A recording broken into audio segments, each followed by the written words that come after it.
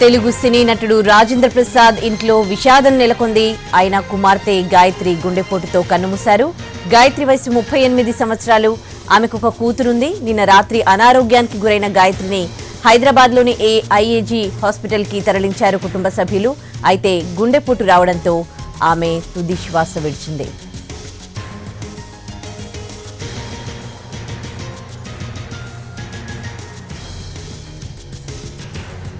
నటుడు రాజేంద్ర ప్రసాద్ ఇంట్లో విషాదం నెలకొంది. ఆయన కూతురు చనిపోయింది. 38 సంవత్సరాల గాయత్రి గుండెపోటుతో హాస్పిటల్లో ట్రీట్మెంట్ తీసుకుంటూ చనిపోయినట్లుగా తెలుస్తోంది. ఇక ఇదే అంశానికి సంబంధించి మా ఫిల్మ్ రిపోర్టర్ ఫణి మరింత సమాచారం అందిస్తారు. ఫణి, ఉదయశ్రీ, నిజంగా పాపం రాజేంద్ర ప్రసాద్ గారి ఇంట్లో ఇది పెను విషాదం అని చెప్పాలి. ఎందుకంటే ఆయన అత్యంత ప్రేమతో చూసుకునే ఆయన కూతురు గాయత్రి ఈరోజు నిన్న రాత్రి ఏఐజీ హాస్పిటల్లోని గుండెపోటుతో మరణించడం జరిగింది. కార్డియాక్ అరెస్ట్ అని కూడా వైద్యులు తెలియజేశారు. అయితే చాలా కాలంగా ఆమె కొద్దిగా అనారోగ్యంతో బాధపడుతూ ఉండేది, కానీ ఇంత తీవ్రమైనటువంటి పరిస్థితి వస్తుందని ఎక్స్పెక్ట్ చేయలేదు అని చెప్పేసి రాజేంద్ర ప్రసాద్ కి అత్యంత సన్నిహితులైనటువంటి వ్యక్తులతో మనం మాట్లాడినప్పుడు తెలిసింది. అది ఆయనకి కోలుకోలేని దెబ్బ అని చెప్పి కూడా వాళ్ళు చెప్తూ ఉండడం జరిగింది. మీకు ఒక కుమార్తె ఉంది.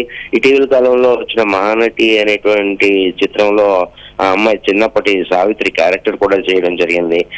ఆ పాపని ఎలాగైనా ఒక మంచి నటిని చేయాలని ఆమె చెప్తూ ఉండేదని రాజేంద్ర ప్రసాద్ గారు కూడా చాలా సార్లు చెప్తా ఉండేవారు.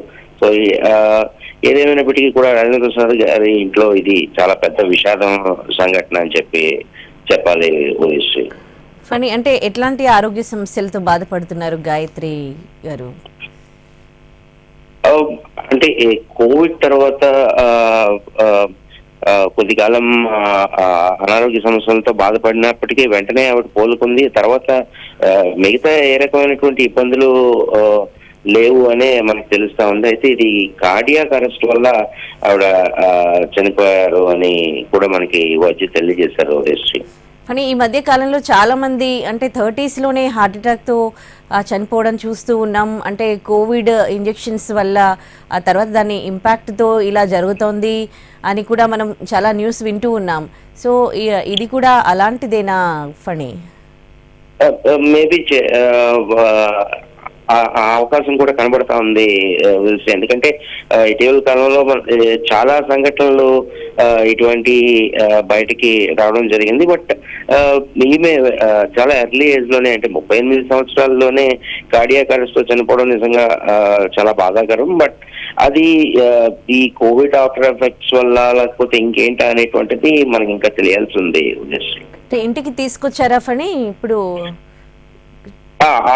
ఎయిర్పోర్ట్ లో జరుగుతా ఉన్నాయి. మొత్తం అందరూ కూడా అక్కడి నుంచి బయలుదేరి ఆమె ఇంటికి పార్థివాన్ని తీసుకొని వచ్చే ప్రయత్నాలు జరుగుతూ ఉన్నాయి.